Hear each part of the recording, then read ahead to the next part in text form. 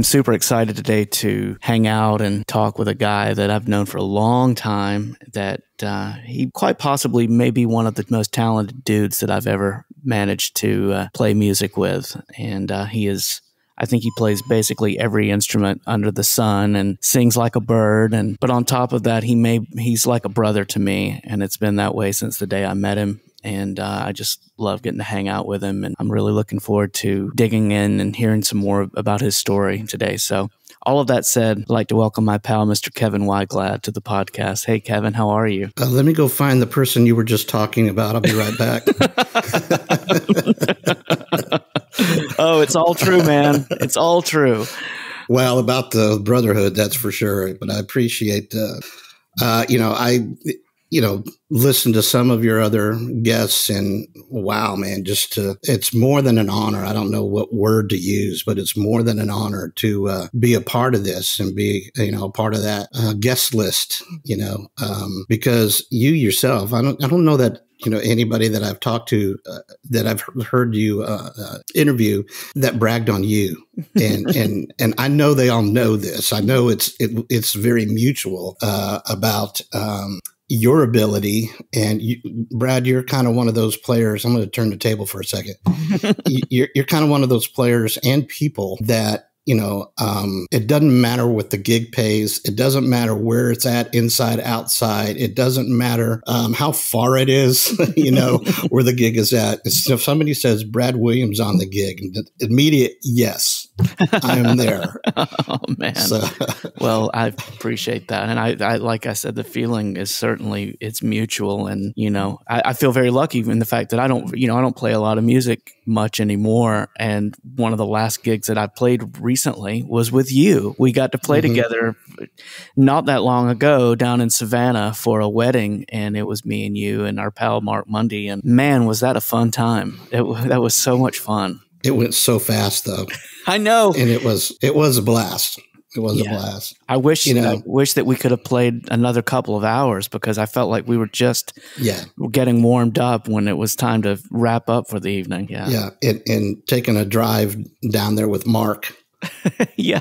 He's one of the funniest people I've ever met in my life. Yeah. So, I hear the drive back was not as good as the drive down there, though, when he was pulled over for speeding. But you know what? His attitude towards it was, it was joking. It was, when he got the ticket, he handed the ticket. He goes, he didn't even get a chance to know me before he got that ticket. I could just hear him say it. Oh, that's great. If he would have known me, he wouldn't have given me that ticket. That's true. If he would have talked to Mark for 5 minutes, he'd have been like, go ahead, bud. Just be safe. Oh, that's great. So I think you and I met. You were subbing with the band Living Large. I think you played drums on a gig. I'm trying to remember where it was. For some reason, I feel like it might have been like Ansley Golf Club or somewhere like that. It was something like that. It was some country club. Right, country club. Yeah, and you knew Brad before I did, and Brooks and all those great folks in that band. And then I started playing with them, and you subbed. And I just remember, during sound check being like, okay, who's this guy? Who's this guy? And just immediately felt a kinship to you, and it's been that way ever since. Likewise. And I felt that way before we even played a note. Yeah. It was, but when you're amongst those group of people, you don't expect, anything different, personalities, and, there's no drama, there's all of that. And then when, it was so welcoming, because, I was filling probably the biggest shoes of a drummer in town that you can fill. And I was very nervous about it. Even though drums is my first instrument, I don't play it every day anymore. I play it on occasion and play drums on occasion. And so walking into that, with Phil and Scott Meter's shoes, I was like, okay, I know I'm going to be, playing with a bass player that's got to be incredible to be playing with Scott, and I was, not intimidated or nervous as much as I was I didn't know, I'm like, I just got to put my A game on, even in a wedding reception, it's not always about what the gig is. It's a lot about who you're playing with. Yeah. And you just want to make good music no matter what it is. Yeah, that's it. And it just that collective thing that you just want to be a piece of that puzzle that just supports everyone and builds, lifts everyone up with what they're doing. And you certainly did that, sir. I didn't want to get in the way. Mission accomplished. A distraction. I didn't realize that drums were your first instrument. So I know you grew up, I think, in the Norcross area, if I'm remembering correctly, Norcross, Georgia. When did you start playing music? Oh, gosh. The only reason I know this is because I've seen pictures. You know how that's, like, oh, I have a memory of that. You've seen a picture. You don't remember when you were 3. Yeah. And so I saw pictures of when I was, my first drum set, I was probably 5 years old, and it was my father, even younger than that, gave me a toy drum set, just because what he saw me doing is going out into the yard and grabbing sticks from the trees and coming inside and sitting in front of the console stereo, if you remember those things. It's like a big, huge piece of furniture. It took up the whole wall of the living room. And I sit in front and I draw circles in the shag carpet. And, those were my drums and my cymbals and stuff like that. And my dad would notice me, playing to the radio and playing in these circles and stuff like that at a very early age. And so he's like, well, maybe I get him a small drum set.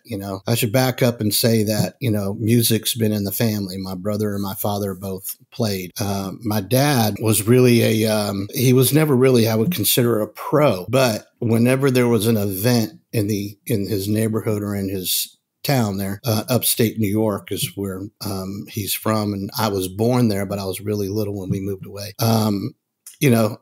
He was high school, and so when they have a party, it's like, we need some entertainment. Well, call Ron. Ron plays guitar and he sings and he can get the crowd going. And it's always, campfire kind of style. But he and I still have his very first electric guitar, which was somewhere in the 50s, maybe mid to late 50s, Dan Electro. Really? And, yeah. And I still have that guitar. I still have all of our family heirloom stuff. So my brother's first guitar I still have, which is a Sears Kent. Really? And then they both graduated to a custom. You remember Custom Amps with a K? Yeah. Custom made a Rickenbacker style guitar that John Fogerty even played for many years before he switched to a Rickenbacker and then a Les Paul.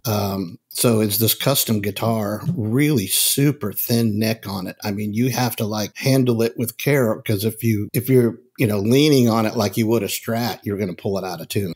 Yeah, it's so delicate. And it had a Bigsby on it, whammy bar. Anyway, I still have those guitars, but I was early when I started picking up the drums like that, and never really put them away completely. I think maybe when one of my tours that I did, we were talking about Kansas City before you hit record, and I was just there visiting. But one of the bands I toured with out of Kansas City, that whole tour I played bass, and that was a few years. But I would do some pickup gigs, in the city of Kansas City, in the metro area, when the band was, down for a week or so, and, play drums or bass or guitar. And that's where I really honed my guitar stuff, but I'll share that later. So yeah, it was in the family, and my brother, as high school and maybe even a little younger, my dad, was getting him lessons. He wanted my brother to be better than he was, and my brother was like, I'm not really into it, but after he started playing and noticing how good he was, he, got attached to it. So they put a little band together in our living room in Jacksonville, Florida, and basically all of the living room furniture got pushed to the walls. and set up a band, and that was the rehearsal spot, and that was kind of like it all the time. And we'd have neighbor people, come around and sit around our windows and stuff and listen to the band practice. But I also had the opportunity to sit down on the drummer's drum set, and maybe pull mine out when my dad got me a real set, and play along with them at times when they were just kind of running a show instead of, learning songs, and goofing around a little bit. He let me come out and do that. I sat in on some of their gigs. My brother would call me up to, I have a picture that I don't remember this at all, but the picture brings back the story. They were playing some private party somewhere in like a VFW or something like that. And he got me up to play a song, probably Grapevine or something like that, and I could barely see over the drum set. Yeah. I'm not tall in stature to this day, but Oh, I understand. But that's kind of how I got into playing drums, and I had it in my blood from a very early age. I used to I just come home from school and I would play all the way to dinner time, and I just pop in some 8-tracks, and I had a Rolodex thing of the 8-tracks. I don't remember those things or not, the spinning things, and it had everything from Jackson 5 to Deep Purple, Santana, Chicago. It was a variety of stuff, and that was everything that my brother and my father listened to. And I was introduced to a huge variety of music very early on, and playing the different styles very early on. So that was helpful, as I knew at that point, I knew what I wanted to do the rest of my life. Yeah. Well, and it makes a lot of sense now, hearing that, in that not only are you a versatile player and singer in regard to the instruments themselves, but you're also very versatile you'll play an old R&B tune, and then you'll play a 70s or 80s rock tune, and then you might play a country-ish type tune. You have the full wide spectrum of the styles of music that you play, which it's a heck of a lot of fun to play with someone that does that. Yeah, and it all makes sense now that you were exposed to that from the beginning. Yeah. The only thing that I really wasn't exposed to a whole lot of was jazz, and even like deeper country stuff until I moved to Georgia. And I remember very early on, before I even had my first, it was after I had my first pro gig. I was probably 19 years old, 20, something like that. When I got I think it was 17, actually. My first real gig was with Jan Smith. I'll talk about that later. But when I started playing bass, and I moved to bass out of necessity, because we had this corporate band that we put together, and we just struggled keeping a solid bass player. So I said, look, I know a lot of drummers. Let me woodshed on bass. My dad has a bass, I can mess around with it and play it. So at that time, I was really into some, what was called, I guess, light R&B and stuff. So I just woodshedded to Anita Baker stuff. Yeah. Abraham Laboriel, so I just... There you go. That's a pretty good reference point, Yeah. Just play. I think that's who it was that played on that record, if I recall. But I remember just the vibe of like Anita Baker and Gladys Knight, just the smooth kind of R&B. We were doing a lot of dance stuff. We were doing Janet Jackson and Paula Abdul and that all that 80s stuff.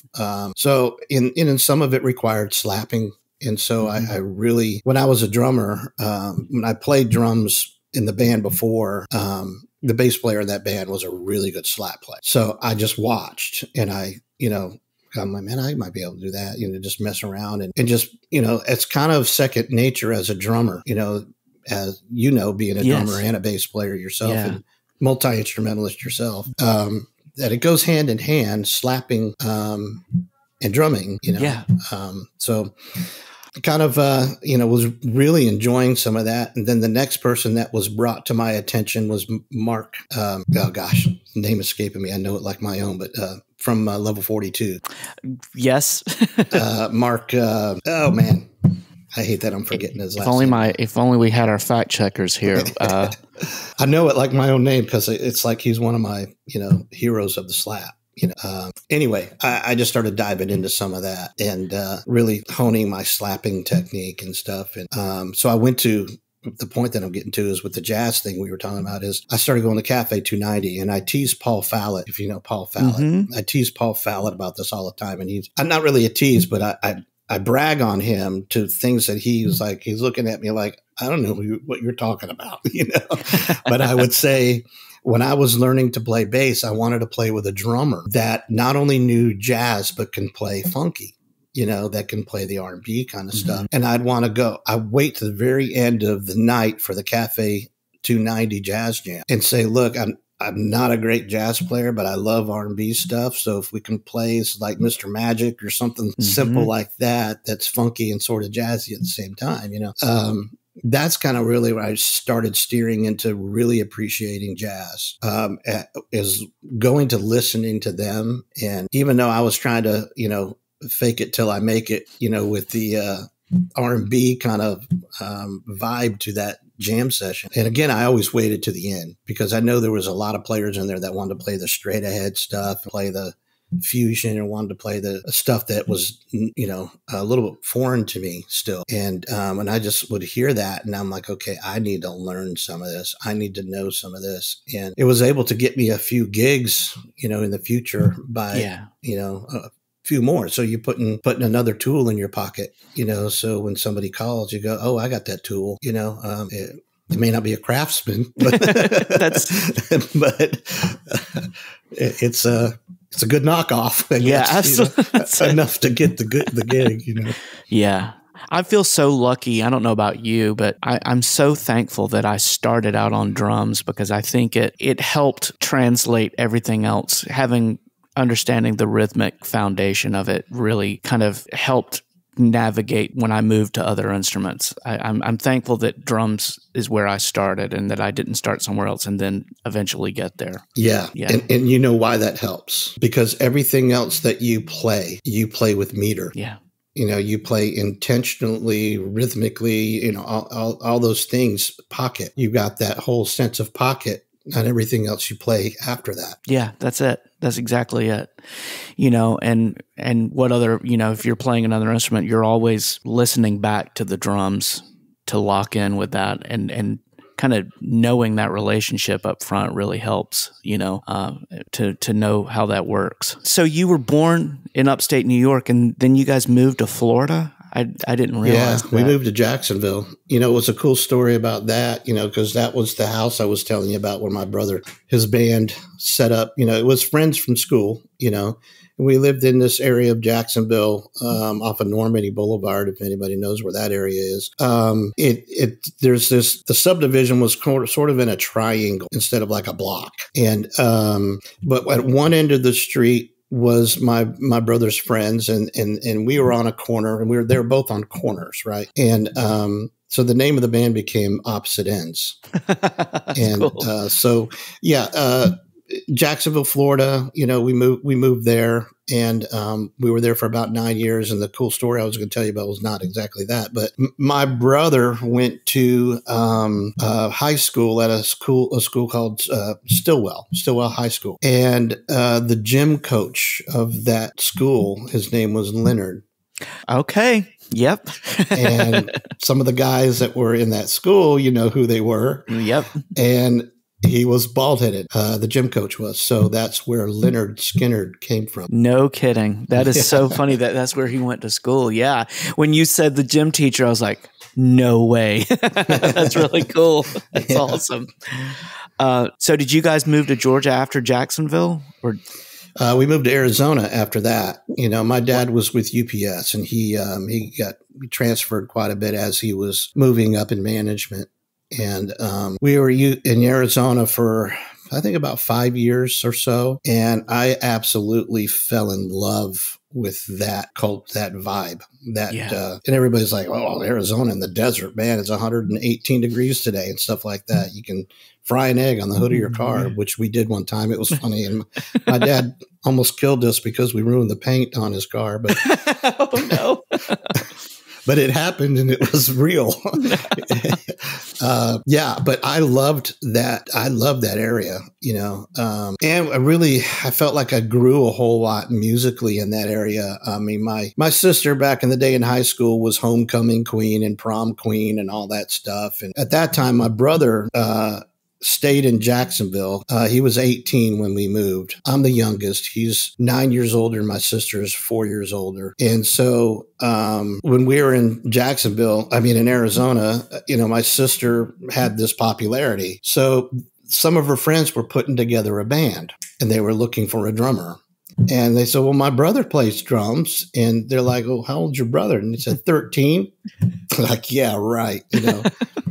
So they gave me an audition and I got the gig at 13 and we were a Blues Brothers tribute band. Really? And it was my first real band that I've ever been a part of, and just a blast. We played proms, we played private things, and, we had a handful of gigs and it was so much fun. It was such an experience of playing with, older people. And that's kind of a lot of what in early part of my career is what I did, but it wasn't something that I set out to do. It was just a plan, I guess God paved for me, because when I started playing with Jan, when we moved to Atlanta, they're 10, 12, 15 years older than me. But, I learned so much by playing with people that are, older and more experienced and, more advanced in their instrument. And it wasn't, that I set out, like I said, to do that. It just what happened and it helped me grow as a player and as a person, mature in both aspects much faster. Yeah. I was in the same boat. Same as you're telling that story, I'm just thinking about that as with myself as well, that some of the first steady gigs that I played were with musicians a lot older than me. And I'm so thankful for that time and for them. And, they could have been territorial and they could have been, looking down at this little kid to them, that's a lot younger than them, but they were so supportive and just passing on that knowledge, whether they realized they were doing it or not. It was, I'm forever grateful for that opportunity, as I'm sure you are too. Oh, yeah. I mean, without it, it shaped who I am as a player. Those people did. In one of the bands that I played with very early on too were jazz fusion. They're turning me on to stuff like, Brand X and Return to Forever. And, bands I'm like going, this is incredible. How come I've never heard this before? Right. And just, and then you learn that some of these players are on so many other things, and just kind of, growing in that way was, it's priceless. Yeah. Yeah. I agree. And getting that experience as a player is a thing, but it's also, like you're saying, getting experience as a listener and knowing it's like handing you a keychain that's unlocking all these doors that you didn't even know existed. Yeah. I remember playing with musicians and them talking about these artists and I'm like, who are they talking about? And then I would go check it out and be like, why in the world have I not ever heard of this? And stuff that I still listen to this day. Right? Me too. I had a show a few years back, several years back, actually. Now at this point, I can't believe how long it's been. I had a little show called Backstage that we did online. My partner at that time, Robbie Heisner, we did this collectively. We produced this show with some local people that made a pretty good name for themselves. And I had Bruce Hampton on, and one of the things that I was talking about was bluegrass and some of the even almost fusion bluegrass, something that's not straight ahead, and we were kind of talking about that, and I said, I'm really on this kick right now. And he says, I've been on that kick and never got off it. There's a lot of stuff that, he listened to and never got off the kick. And in fact, he's still digging in deeper places. And it really made me start thinking about, I got to continue to just not be surprised by this stuff, but be more intentional of seeking it. Yeah. That's it. Yeah. I always tell my kids that one of the saddest things for me is that life is too short for all of the great music that there is out there, right? I mean, there is, and, you know, I think Mark Mundy and I were talking about this recently, that, you know, it's very easy for us now to say that great music isn't being made anymore, you know, but it is. You just have to seek it out. And that great music is absolutely still being made by people we know and people we haven't heard yet. And we just have to seek it out. It's just, you know, we have so much content available at our fingertips now, and it's like content overload. It just requires a little more effort to go out and seek it out and find it. Well, I mean, if you're going to, there's pros and cons of, you know, what's happened with Spotify and iTunes and all that stuff. Of course, you know what the cons are. Royalties and things of that nature have gone away. But what is the benefit of all of that is our access to a lot of these things now, and we're able to do what you said and to be able to find these people easier because of that, and because of everything that's out there, not just Google. But, you know, all of the different, I'm not sure if you're familiar with maybe like SoundCloud or things of that nature that I met a friend of mine, SoundClick was the name of I don't even know if that's still around, but we were, you know, we're both still, but at that time we were really deep into the Christian music, and we were both considered artists. And I was actually teamed up with a studio out of Oklahoma called Hartkin, and they were teamed up so collectively with World Vision, which, you know, if you know World Vision, it's disaster relief and child sponsorship and things of that nature.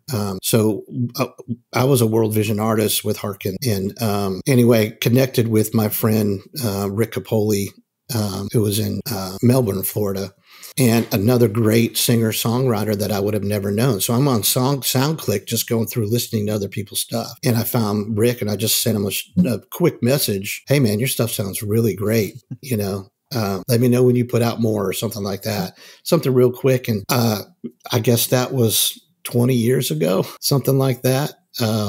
And, you know, we've been great friends ever since. And I went down to Orlando for a World Vision conference and said, hey, man, you know, I'm in your neck of the woods. You want to have lunch or something? And he was like, lunch? You need to spend the night. Come over to our house and hang out. And, you know, and so Jen was with me and my wife at the, you know, and so we never met, you know, formally. Not going over to this dude's house bed of the night. And we just connected and clicked. But that's, you know, an example of, you know, reaching out and finding people like that. And it's really hard these days, you know, because before, like, you know, before you hit record, you know, we're talking about family stuff. We're talking about everything going on. So really finding the time in a day these days to sit down and really be intentional about, let me listen to some new stuff. Let me go find some new stuff. It's really hard. It really is. It's the busyness of life. And just as we get older, it just, you know, there's just so much more. Even when things are going well, we're just at least for me, I mean, life is just feels like it's nonstop with something going on. Yeah, and it's hard to be intentional and be an active listener, to sit down and carve out some time to do that. So yeah, I totally agree. And for everything that maybe we could complain about the world we live in now with technology and the internet and social media, stories like that, that's the shining point of it, saying, you know, it brings us closer together and introduces us to people that maybe we didn't know before, you know. That's good, you know. Yeah, long time friendships, and, you know, plus just admiring each other's music. I don't know if you interviewed yet, but do you know Rory Hoffman? Yeah, I interviewed him. As a matter of fact, I did interview him.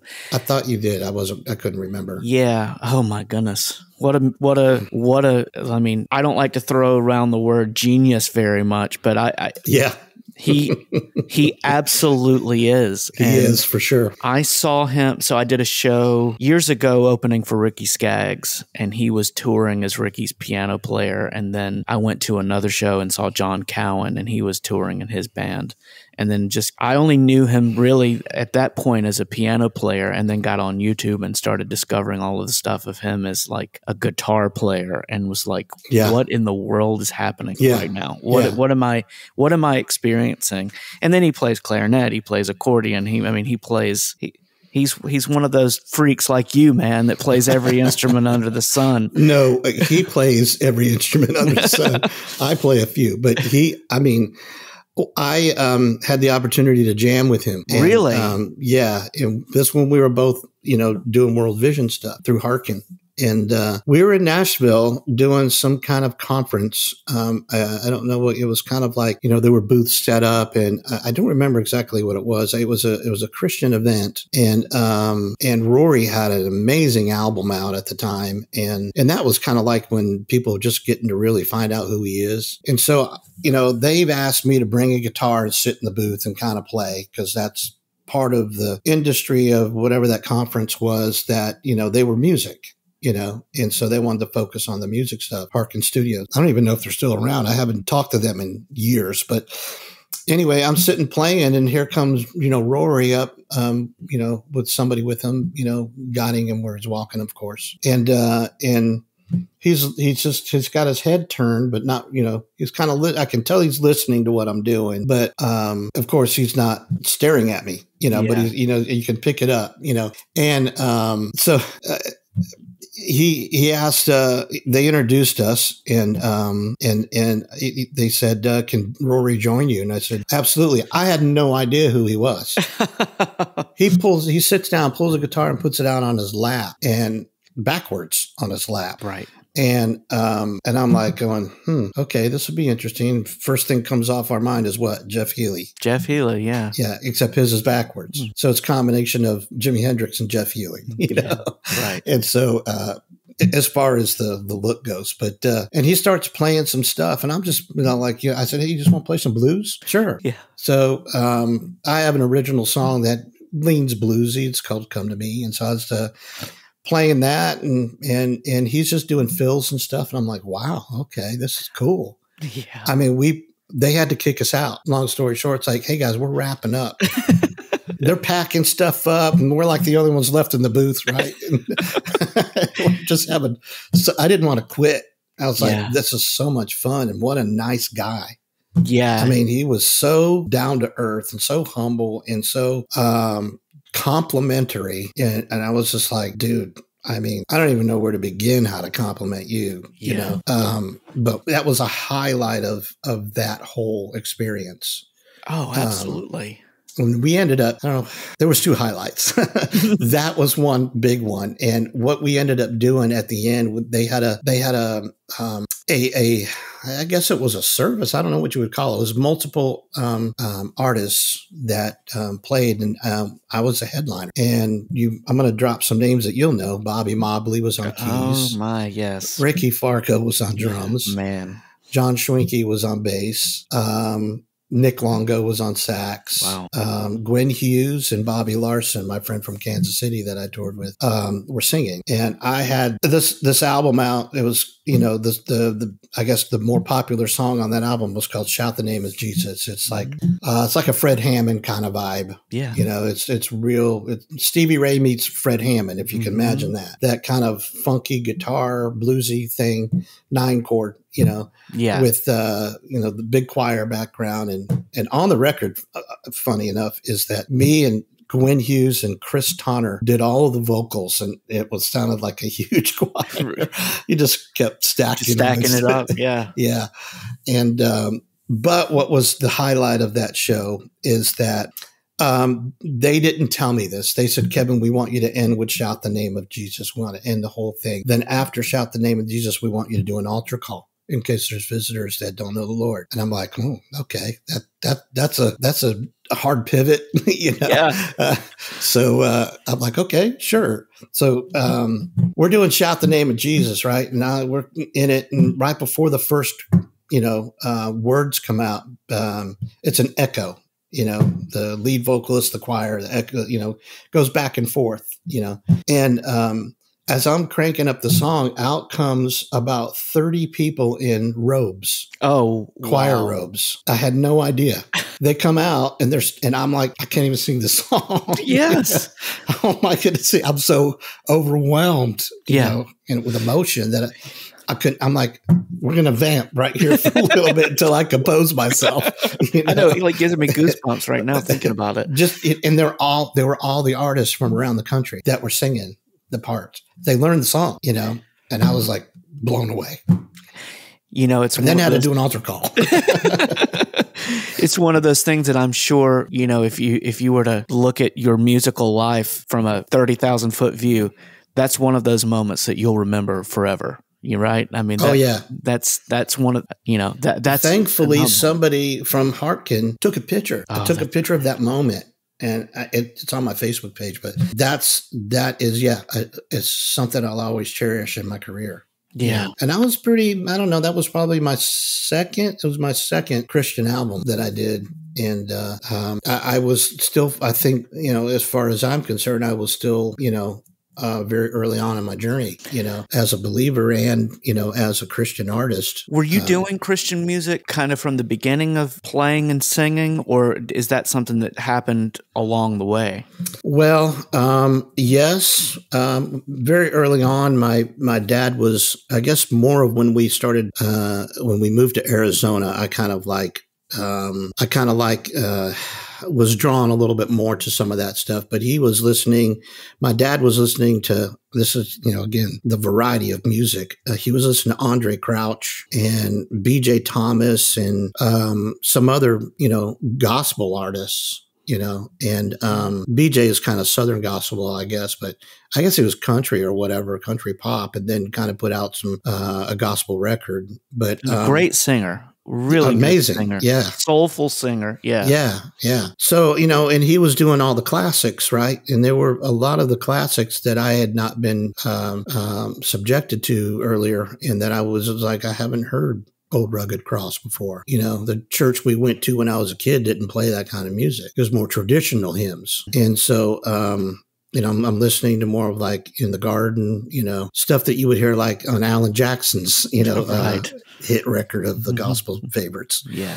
And that really opened me up to like, wow, I really love this. This is really good stuff. And then I started playing drums in the church we were attending. Again, everybody was, you know, adults. And I was a 12-year-old kid, you know, keeping the beat in a church they never had drums in before. And it was very controversial at that time to have a drum set in the church. And, you know, but it was, you know, it was sort of that, it's like hippie age where, you know, you bring bongos and, you know, a folk group, if you remember that, you know, and everybody brought their acoustic guitar and just, you know, it was a jam. Some played the same chords. So, but it was kind of, it brought up with that, you know, and I guess, you know, sort of my testimony, I'll say it in a short way, is that I was just brought to brokenness at one time because I was really trying to follow my own aspirations and not really living according to my faith and not living according to what God's purpose was for my life. And so I was wanting to be a rock star. I knew that I had this God-given gift and it was what, you know, I was supposed to do. But, you know, the only thing that I knew as a young person was to be a rock star. That's what you do. You know, I didn't know anything else about the music business. Yeah. And so, that was my aspiration. I'm like, well, if I'm going to do anything with what God has given me, I've got to do, you know, I got to be a star, and I'm going to be. And I kept putting an age on it. You know, I was like, oh, I'm going to be like another Donny Osmond, you know, at 16 years old and, you know, out, you know, doing these things. And then I will, okay, well, let me go to 20. I'll wait till 20. I think 20 is probably going to be the age. And no, 25 is probably, and it just kept growing. Then as I grew in my faith, I realized, okay, this is not God's plan for me. Yeah. God's plan for me is not to be an artist, even though I still write and record songs. God's plan for me was, I think, something bigger, but not to be big.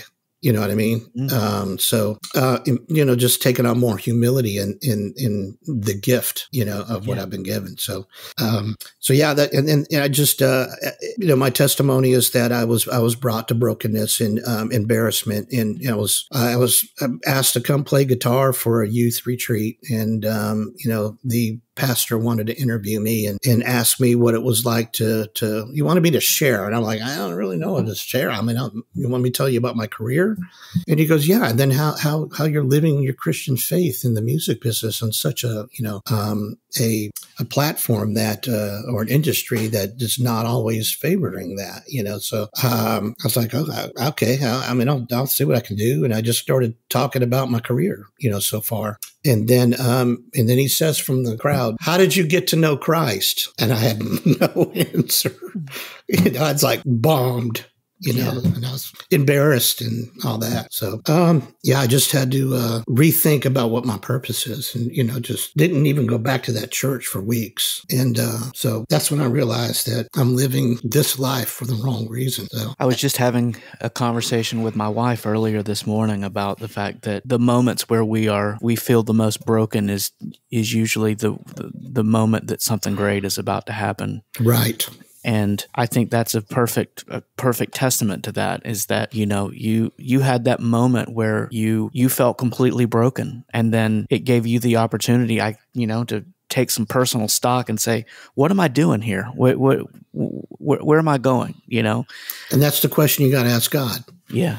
So I was shortly after that, introduced to, the popular book, Purpose-Driven Life. But it really, helped me to steer my perspective on my faith, and taking a back step, I was going to share about the next step of where I ended up going musically and how my focus and all that. But I mentioned my friend Rick Poley down in Florida that we met, via SoundClick, that Rick and I, that one visit to Orlando and spending the night and everything, he said, I do a little radio show at a local, independent FM station. And I was like, really? And so I learned about the show and everything. And I was like, dude, this is so cool. Went to the radio, to the station, and a little house. It was just a little house, little maybe 2-bedroom, 3-bedroom little cottage. It was set up as the studio, and it was independent.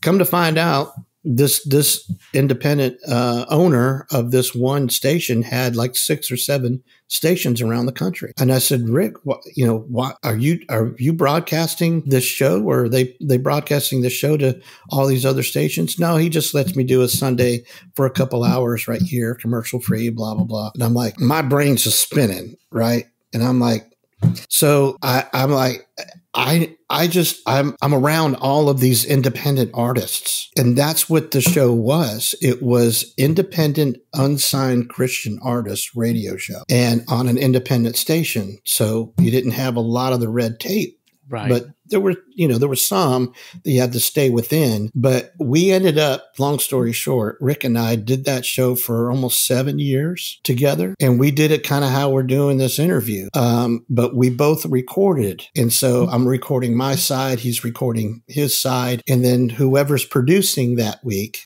we send them I send Rick my file, and he edits it into a show, loads it up on the server, and they put it in the time slot of all the stations around the country. Really? So, yeah. So we became an independent Christian radio show on several stations around the country. And it was a blast. It was called Delta Wave. And it got to be to the point where we were in multiple time slots. And it got really too big for us to be able to keep up with, because, he is a software engineer by trade. He's a musician, but a software engineer. And I was young, having kids, and it just trying to do gigs and trying to provide and all that stuff. And we weren't making anything with it except the minor sponsorship that we were able to obtain. And we had to be really careful on how we advertised, so we could advertise on our Facebook page and advertise on our website and things of that nature. But we have to be careful on how we advertise there. But it was part of that story, that I was talking about earlier, but this is what opened my eyes to the rest of the industry. This is where I was like, I can play music and I can record and I can do all these things, but God's opening more doors to be able to use these gifts, the musical, not only just my original music, but, or being a worship leader or anything like that, but all of these different aspects of the music business has now become my mission field. Well, and I'll say this to you, Kevin. First of all, I believe that success has many definitions, right? And you very well could have gone on, and I believe you certainly have the talent and ability you could have gone on and you could have played with anyone in the world. You could have been a solo artist. You could have done it because I think you have the capacity to do it. But that said, I have no doubt the blessing that you have been to people's life because of the path that you went with it. And I'll just say the blessing that you've been in my life through that, that I'm just thankful, and I'm sure you are too, that this is the path that you've gone with it, because yeah, man, you've made a difference in people's lives, probably more than you'll ever even realize. Yeah. Well, I really appreciate that. And that's all glory to God, Yeah. So he's the one that's got the purpose and the plan. Yeah. And you just have to make sure that you're emptying yourself enough to be the vessel for him. Yeah. And empty yourself so he can fill the cup, and that he can use that. And I really appreciate you saying that. That's really awesome. But, it's just how I have grown in my faith and how I've realized that, how you mentioned the word success, how people can be successful by following somebody that's greater than you and somebody that has a plan for you and your creator, of what the purpose and reason is why you are here on this earth. And you're right. This may sound like a boastful story, but it's all going to be towards the glory of God. But I was playing with, I mentioned Jan's name a few times back, but I was playing with Jan Smith early on. It was my real first pro band that I played with.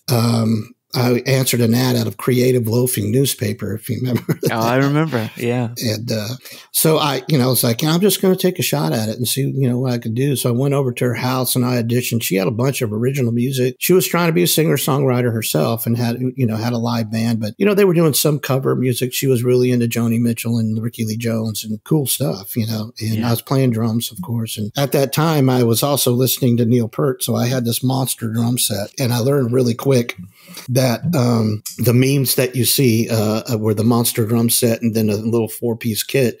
One says awesome licks and, awesome this, and then the other says working musician. So I learned that pretty quick. But, I still, we were doing some really, really cool gigs. We did a benefit. I'll never forget the first time I met Scott Meter, that he probably don't remember this, but he was playing with Tom Gross and we were doing this benefit at Timothy John's, and I saw the kit that he was playing and how he was making that kit sound amazingly huge for a basic 4 or 5 piece kit. And I was just like going, dang, wow.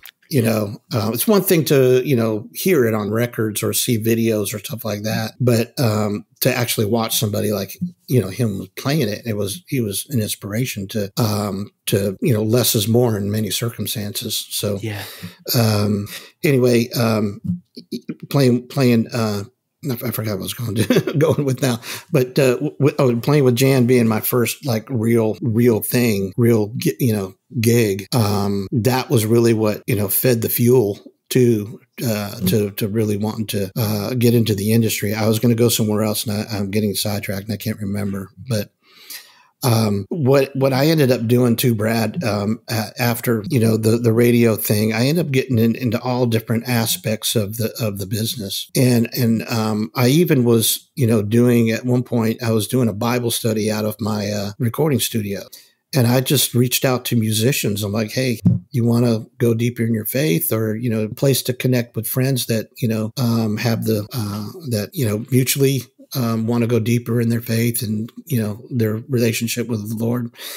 And I was shocked just by, text and email that I think there was 20 guys showed up at the studio. I'm trying to find room in my little lobby, and it was such a great I was overwhelmed by it, and had a friend of mine, Terry Caldwell, come in and kind of co-lead that with me. And he's done a lot of really big stuff with Christian Businessman Connection, and he's written curriculum for a lot of different things. And so he actually used to own, with his brother, a couple of nightclubs in Buckhead. One was called Buckhead Beach. Do you remember that? I remember that. I do remember the name of that place. I don't know if I ever. I'm trying to think of the name of the place it was after that. It eventually became a Taco Mac at one point. Taco Mac, or no, not Taco Mac. I can't remember. Anyway, it was right on the corner of like Far Road and Peachtree. And I'm trying to remember the name of it. It had a big Ferris wheel. They put a Ferris wheel in. Really? Yeah, it was really kind of, but it was. People may comment about that or know what I'm talking about. It was a really, really popular place. It was a meat market. You know? And so Terry was in that, scene, and he knew a lot about booking bands. He knew about, as I told him, I said, look, and he says, Kevin, there's a curriculum I think we should do. It's called Project 1027. And it's about how to evangelize in your workplace. And I went, perfect. Let's do it. At first he goes, well, first we got to do testimony training. And I'm like, okay. So I can't remember if we did that first or after that now, but we said we got to follow up with testimony training. We got to have that in the mix. Yeah. In order to do that. And man, it was so amazing. And that's what we were doing out of the studio. But, what I ended up doing is I did part of Backstage. I talked about the TV show. Before Backstage, the whole intent was to, I'm actually wearing the stinking shirt right now. How about that? Hey, Backstage. Check it out. There it is. That's awesome. I went for a walk this morning. I'm still, so you can probably see this, right? So, but yeah, he's wearing it, guys. I promise. It says discover, develop, and perform. That's kind of what we do. We did coaching. So we did, people that were going on The Voice, going on American Idol, going on X Factor, we were coaching some of these people. And we were just, I remember one little girl I was coaching for Disney, and she was 12 or 13 years old and incredible. And I'm like, she's going to be a huge star. She's going to be huge. And all I was doing was working with her on stage presence. And I don't know if she did I may not recognize her now because that was a good 15 years ago, but that's kind of what we started off with Backstage. Verna Law was one of the vocal coaches. And we didn't get to do a whole lot with Verna because she's busy. She's busy now, but at the time she was doing a lot of vocal coaching out of her house, and some other people that, I would pull in, but so we're in that part. Okay. So artist development, and then, I've taken a few steps back. Don McBroom, remember Don McBroom? Yes. And another friend of ours, Joe Longo, has a band called R&B Inc. They do old school R&B show, and they started this entertainment company. They said we're tired of working with the agents and we're going to start our own, and so they did. It's called Associated Entertainment, and at the time we were all playing the Checkered Parrot in Norcross, and so Joe comes up to me and said, "Hey, me and Sonny Fontaine was his stage name, Don McBroom. His stage name was Sonny Fontaine. So him and George Martin, that's where George Martini came from. Is they wanted to come up with the cheesiest stage names. And I'm like, you guys nailed that. Mission accomplished, fellas. Yeah. But they came to me and they said, "Hey, you want to be a part of this? You want to help us?" And long story short, I ended up buying both of them out. It wasn't a whole lot in the pot at the time. And Joe Longo pretty much came to me and said, "Man, we think you should just take this. You should have this. And because you're full time in the business, Joe's a paralegal, and, Don he was just gigging like crazy. And the attention couldn't be there. So I had Pro South Entertainment, if you remember that. I do remember Productions. That. Yep, I sure do. And I competed with, some pretty heavy people like East Coast but made some good friends out of some of the other agents like Rich Tagenhorst. Yeah. And actually Jim Tiernan too. And so there was a few that I actually, you think you would be your competitors, but, became pretty good friends with. Yeah. And still, which tagging horse to this day, I don't see him all the time, but he lives in the area, and ran into him at a Living Large gig. You were playing bass, I think. I think I was. In Norcross Town Center. Yeah, that's right. Yeah. That's exactly right. So anyway, got into all the different aspects, and then as, a booking agent, booking some national acts as well. And I had this client in Denver, and he had big hopes, but he did not have big pockets. So he's wanting to book, Smokey Robinson, Aretha Franklin, all these big bands, so big names. And so, long story short, we ended up booking him Peaches and Herb. A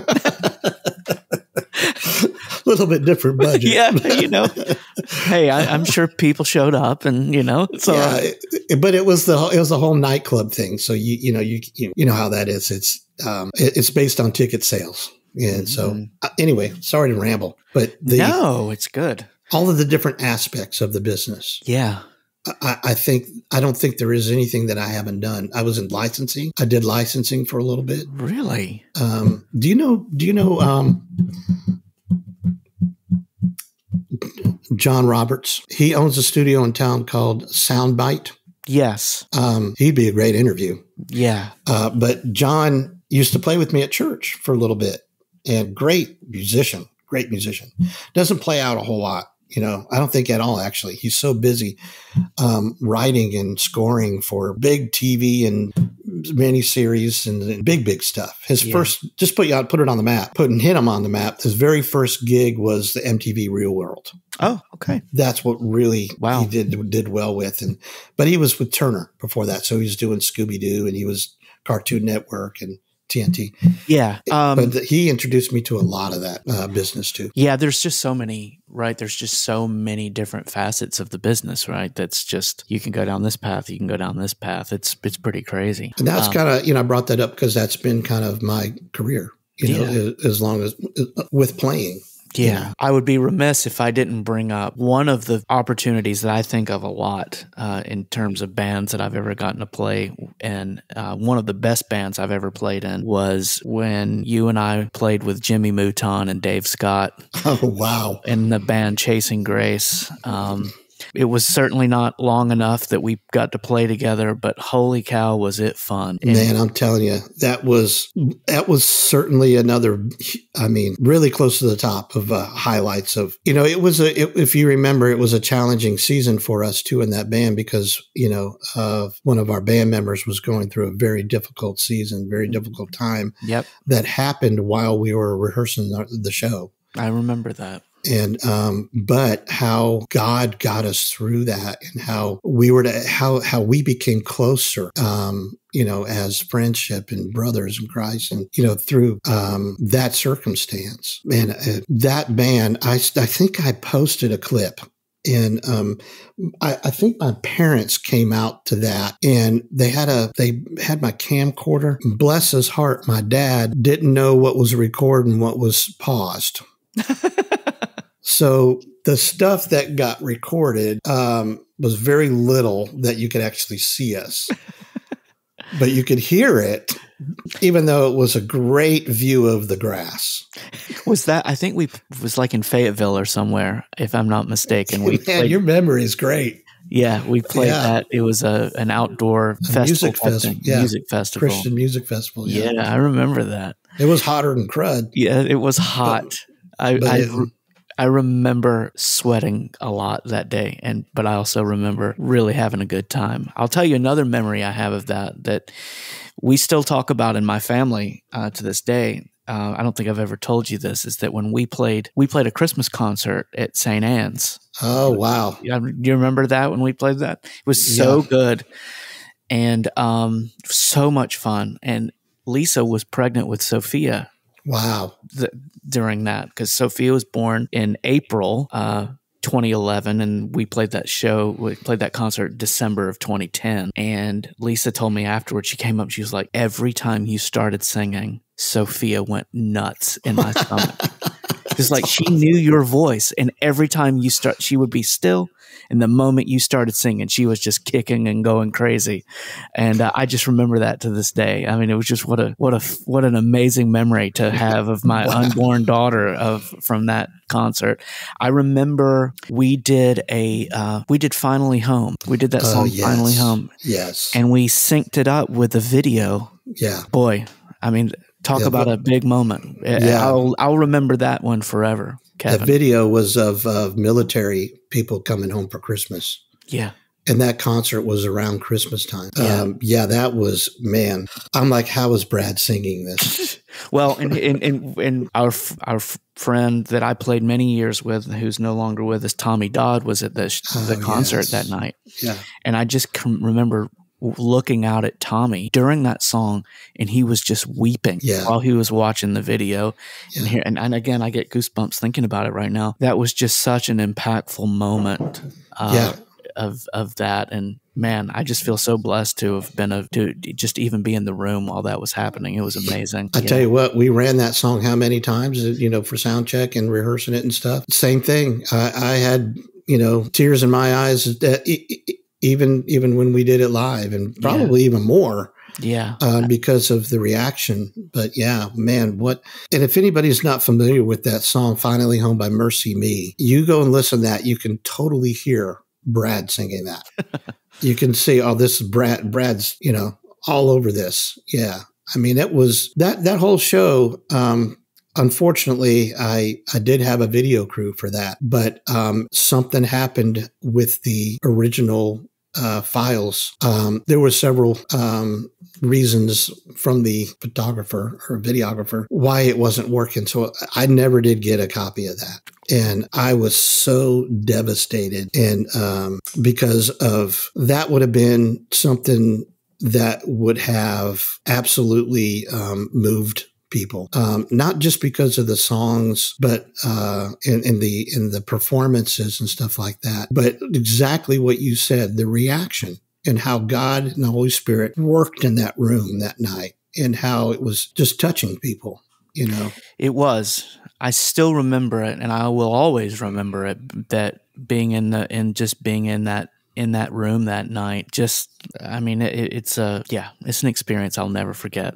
I feel so blessed that I got to just be in the presence of it happening, and there with you and Jimmy and Dave and all of family and friends that were there. Yeah, it was really special. Yeah. I'm glad you brought that up. That's certainly a highlight for that band period, and we only did, like you said, like a few shows. Yeah. And it was so short-lived that I wish we could have done more, but I think it was, because of our other bandmates' circumstances, we had to pause it, and then we never really got back to it. Yeah. But maybe one day. Maybe one day. And I will share this just as a kind of a funny little punctuation on it. We played another gig at St. Anne's outside, and that was my first experience ever playing at a Catholic church. Yeah. And it was the first time I'd ever been offered alcohol at a church. I was playing, and someone tapped me on the back while I was on stage and had a pitcher of beer and said, "Would you like some?" I'm like, huh. I think I've been going to the wrong church. I think it was the pastor that offered it to you as he stumbled over with his own. But yeah, I mean, I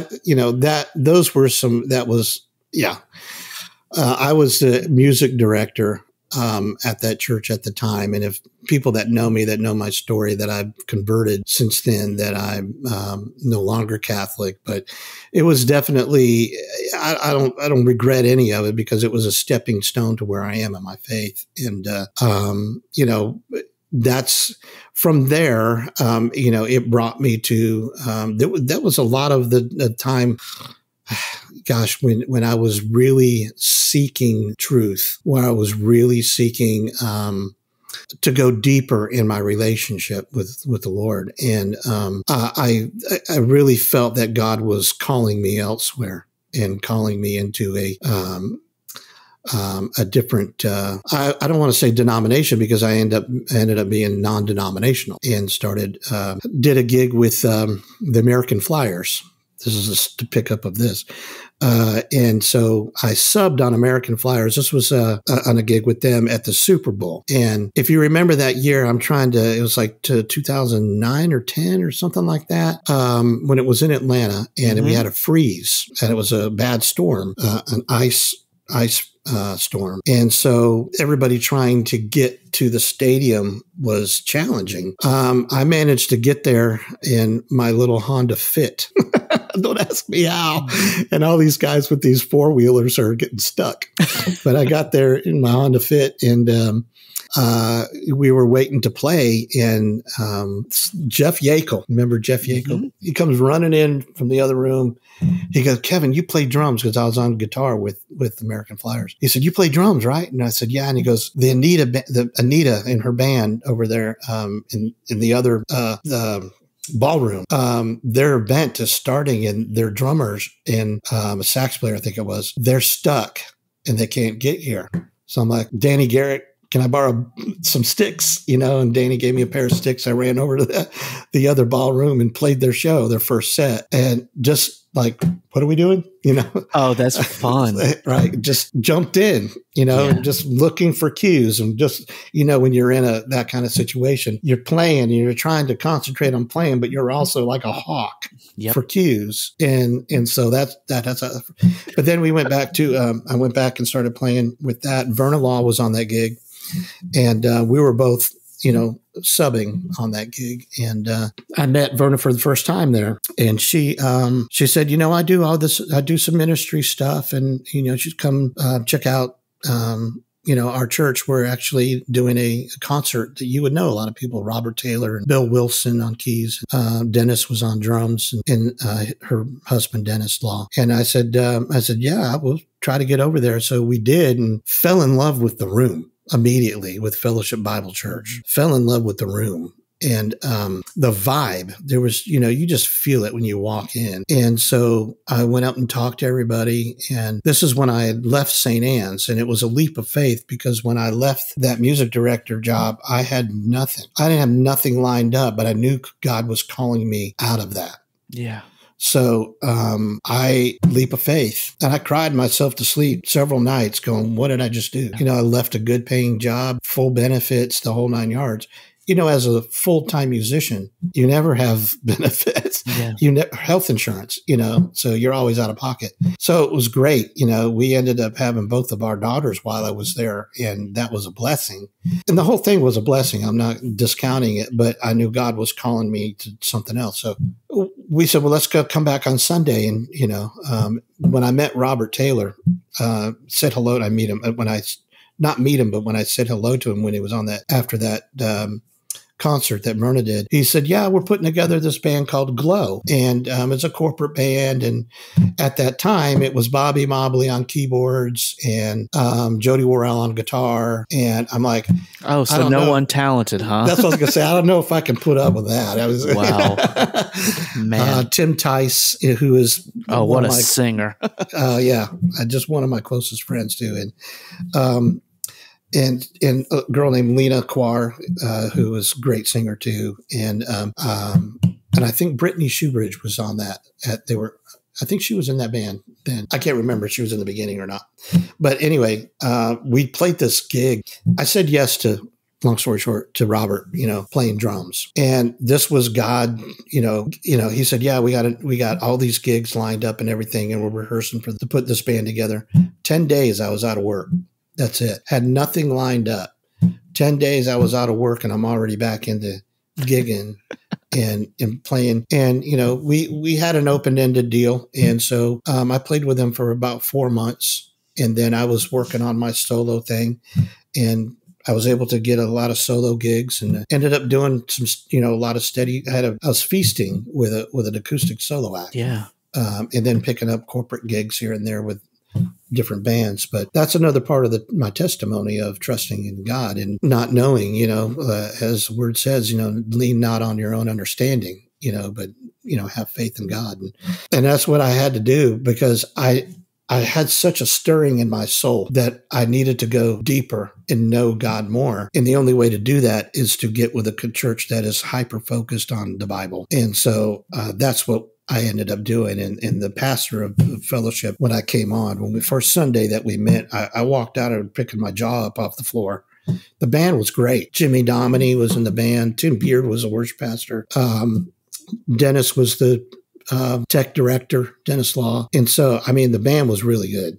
Great singers. Verna was one of them. And so it's like, we got to come back. We don't want to make sure that this just isn't like a one time, like, okay, we came on a great Sunday and it's normally not like this, Right.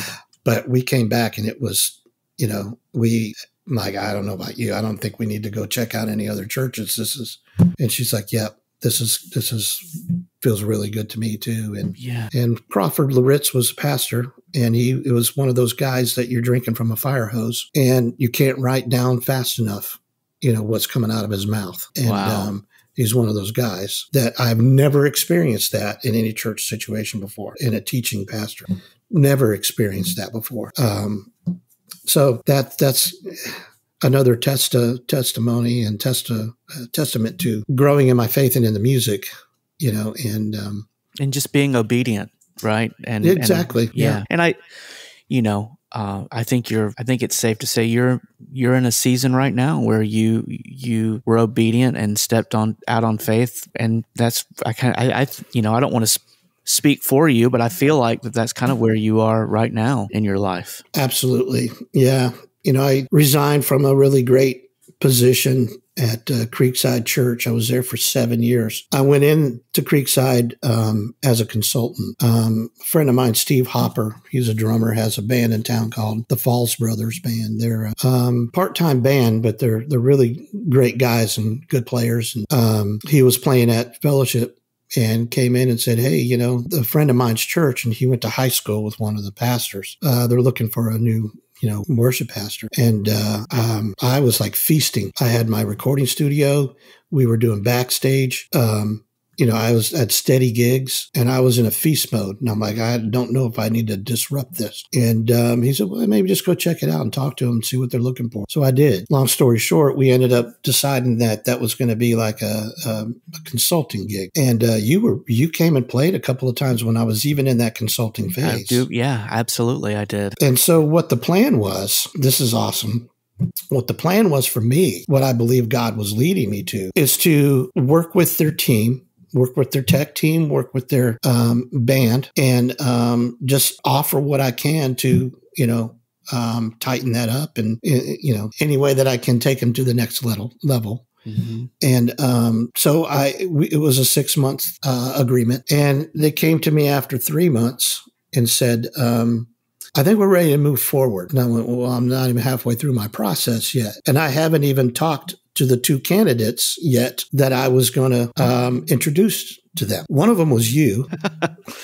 I don't know if I ever told you that. You told me that recently. I did not know that until recently. Yeah. One of them was you, because I'm thinking Brad may be able to pull this off with not needing it to be full time. Because I was at Wesleyan at the time. Yeah, right. Yeah, with you being at Wesleyan, and then Brent Whiten was the other one. And I know Brent has led in other churches. I mean, he's super talented, amazing singer. His story is amazing. His testimony is amazing. And, and so I just said this would, it's a no-brainer. You can't go wrong with either one of them. So they came to me and I said, well, let me get together with what I got and everything. And I met with their council. I think there was 10 or 12 people in there, and gave them everything that I had so far in the process. And even, long story short, to that, I helped them rebrand the church. And we took out the denomination name, how that's very popular these days, to remove any barriers, Yeah. And so revamped their website, worked with the team, kind of was bringing in some experienced musicians and kind of blending that with the volunteers. But 7 years, I ended up staying in that job, and took me a year to do a full transfer. How do you say it? Of finding somebody that would take over my clients for my other things. and then making sure that I wasn't ready to completely let go of those gigs. So I was doing almost a full year of doing both. I remember this. Yeah. Working. You were exhausted. Yeah. You were exhausted. Working full time at the church. We redesigned the whole worship center. Yeah. Put new line arrays in, new console and lighting, and just a major overhaul of the worship center. It used to be a gymnasium, just like Fellowship was. It's kind of ironic, but I guess it's not. It's purposeful, but and that you and Brent were the candidates for that job in my heart. So your circumstance removed that.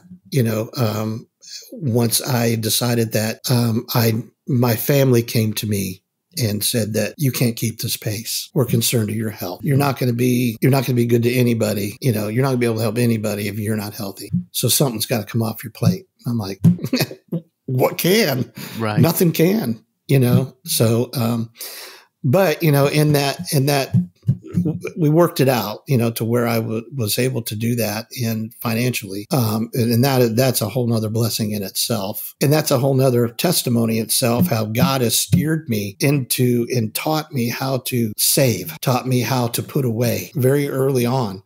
I was a bachelor in my tiny little house in Duluth for 11 years, just making money and putting it away because I had no other responsibilities. I didn't get married until I was 38, didn't have our first child until I was 40. And so I had some money saved. Yeah. And it was that you could see how God, had a plan. And so when I got it, there's a song out. I'm trying to think of the artist name. It's called Evidence. I've seen the evidence of your goodness all over my life. Remember that song? Yeah. So, and it's ongoing. That's the beauty of that whole message in the song is the evidence of how God works. It's not like, oh, that happened to me. Yeah, back then God did that. No, God is always doing that. And that's, getting to the end of this story is that, when I made that decision that it was time to step down from Creekside, I had a conversation with Brent White because Brent stayed and was working with me every single Sunday for 5 years. And I'm like, I never told you this, but here's what I'm thinking, Yeah. And what a blessing to the church it's been for him so far being there. What a blessing it's been for him.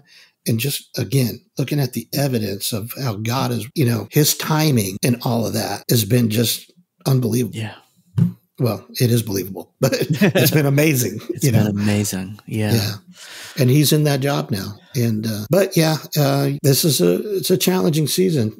Anybody that has had to tour, full circle of having to care for your parents in the way that we have been for almost 7 years now is definitely a challenge, but there's growth in it. Yeah. There's spiritual growth in it. There's wisdom in it. There's bringing family, especially my wife and kids, because we're pretty much the primary caregivers for them, even though my mom's in memory care now. Yeah. I became the POA and just overseeing, that's kind of been what I've been doing is just overseeing their health and overseeing what we would call their estate, so became the estate manager of the family, because my brother is in Sugar Hill. He's a little bit of a hike away and my sister lives out of state. So, but I'm the only ones that have little kids still. Well, I have teenagers now, but then they were younger. And so, I was still raising kids, put it that way. And it's I don't know that I would do it any other way because my whole thing is I just don't want my parents to suffer in anything that I can do, and it's biblical to honor your mom and dad. You're honoring God by honoring that, them. And, I know there's a lot of people that don't have the same type of relationships with their parents, and that's tough. A real good friend of mine, I'm not going to mention his name, you know him well, been on his own since he was 12 years old, because one of his parents left him and the other, I guess at some point, neither of them didn't want to raise him. Yeah. And so it was heartbreaking. So he doesn't have the same, situation to where, he honors them in a certain way, but he can't honor them in the way that I am with mine, Right. So everybody's got a different perspective on that with parents. But for me, I hear everybody that says that my parents passed away when I was young. I didn't have this, and I didn't have that. Enjoy every minute that you can with your parents while you can. Yeah. And so I keep that in mind. At the same time, I have to, and part of the decision of leaving Creekside was to really be way more focused on family, especially my wife and my kids. And it has allowed me to do that. But, I was told, this doesn't mean that you need to fill the void with something else. But, it means to take that void and work on the stuff you need to, your health, your personal life, any of those kind of things, rest, So it's, that's been kind of what my, part of my journey is right now. It's where I'm at. Well, and you certainly don't need me to say, great job, Kevin. Right. But I want to give you the support and say, man, I'm just so proud of what you're doing and why you're doing it. I think the why you're doing it is even more than what you're doing, and what you're just being, like I said, you're being obedient, Yeah. I always come back to this when I think about you. I heard a long time ago that there are two, there's two types of people, and you have the thermometers and the thermostats. With the thermometer is the person that measures the temperature in the room, and then the thermostat is the person that changes the temperature in the room. And you are certainly that as a leader. Wow. And that you make change. You go in and you leave things better than you found it. And man, I want you to know, to me and a lot of people that are listening to this, that will hear this, that know you've been a blessing to a lot of people, probably more than you'll ever know. And I just love you and think the world of you, Kevin. Man, I don't even know how to respond to that. You don't have to. You don't have to. Thank you so much, man. Yeah, absolutely. So I think on that note, let's just call it, we'll just ride off into the sunset. And let me just tell you how honored I am that you spent some time with me today doing this. And it's been a complete honor getting to chat with you. Absolutely, Brad. You're a blessing in my life as well. And I can't put into words how much the respect and the, I don't know, just how I feel about you as not only, we've said this together, you and I have had this conversation about other people. You don't know whether the guy is a better musician or just a nice guy. Which one, they're a nice guy, incredibly, but you are that this whole podcast too. And I got thinking about this long before. I think was Mark your first interview? Yeah. Yeah. So even the thought of listening to that, and your whole purpose of doing this podcast, was to lift up other people, and not to bring attention to yourself whatsoever, but to lift up, these friends and musicians, people that are not just great buds and just brothers, but inspirational musicians in your life. That's it. And that it's so, I hope everybody realizes your intention for this is so honoring. It's so, I can't think of the right word, but it's terrific. It's wonderful of what you're doing. Just to honor all of these people in your lives that have, crossed your paths or have, had deeper relations with you. And it is phenomenal. When I was like telling my wife about it, I'm like, do you know what he's doing, right? You know what he's doing. It's not like the Brad show. Brad's hosting it, Brad's facilitating it, but it's lifting all these other people up. Listen to what he's saying. Yeah. Listen to how he's complimenting everybody. And that says a lot about who you are, bro. And and I think that's why anybody that knows you can't say enough good things. You as a person, you as a brother in Christ, you as a musician, so I don't know how to lift you up enough as well about what you're doing, with this podcast, but being a part of it, is a huge, huge honor. Well, thank you. I love you.